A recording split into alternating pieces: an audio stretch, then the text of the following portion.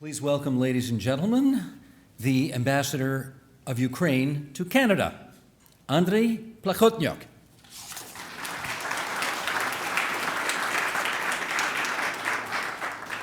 Thank you, sir.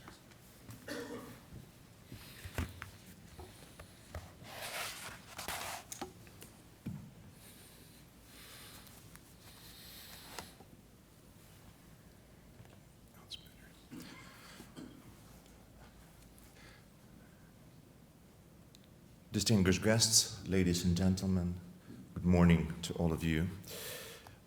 It's a great honor to address you today at the 4th Rebuild Ukraine Business Conference, and certainly at the beginning of my remarks, I would like to extend most profound gratitude to the Canada-Ukraine Chamber of Commerce and Business Council of Canada for organizing this very important event, bringing together Canadian, Ukrainian business leaders and government decision makers to focus on Ukraine's path to recovery and rebuilding. I'm also deeply grateful to our European friends from government and business sectors who have joined us today to share their invaluable experience and support in Ukraine's reconstruction efforts. A year passed since the last conference here in Toronto.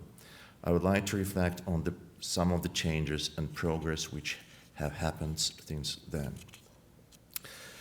2025 was a special year.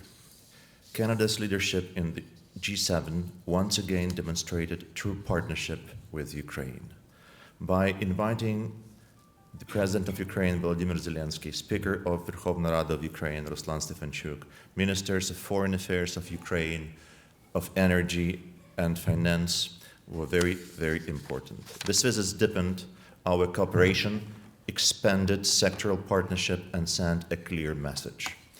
Canada will further remain one of Ukraine's closest friends and strategic allies. Canada's role in the G7, from leading sanctions against Russia to mobilizing the G7 Plus coalition for our energy resilience, has been indispensable. On 24th August 2025, the President of Ukraine, Volodymyr Zelensky, and the Prime Minister of Canada, the Right Honourable Mark Carney, signed an action plan for the implementation of the Security Cooperation Agreement between Ukraine and Canada.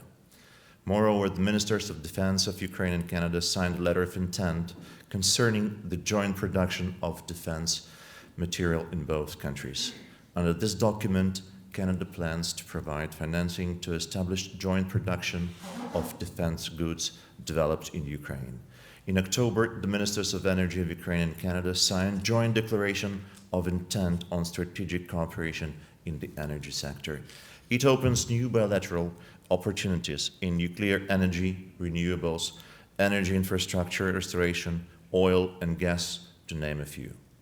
We are grateful for Canada's leadership in shaping and implementing the ERA loan mechanism together with G7 and the EU partners.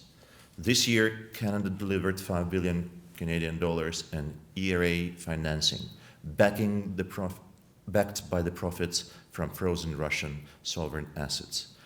Moreover, Canada committed 2 billion Canadian dollars in military aid, which has significantly strengthened Ukraine's defense and our ability to resist Russia's full-scale armed aggression.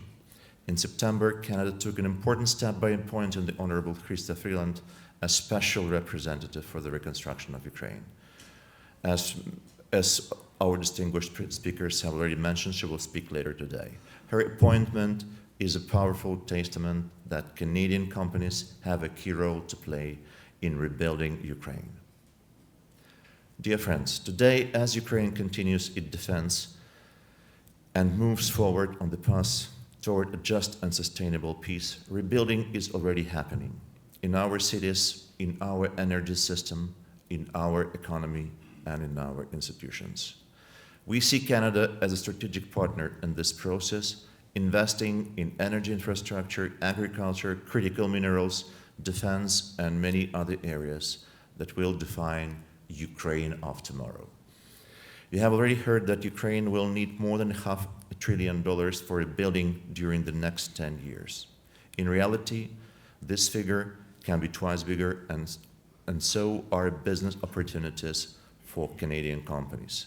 The Canadian businesses can bring world-class technology and a reputation for reliability, transparency, and long-term partnership.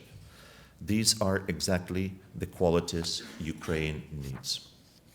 By investing, trading, or partnering with Ukraine, you are not only contributing to our recovery, but also unlocking growth opportunities that will certainly benefit Canada. There is a saying that great things are built, not born. I hope that we will build great things together in Ukraine.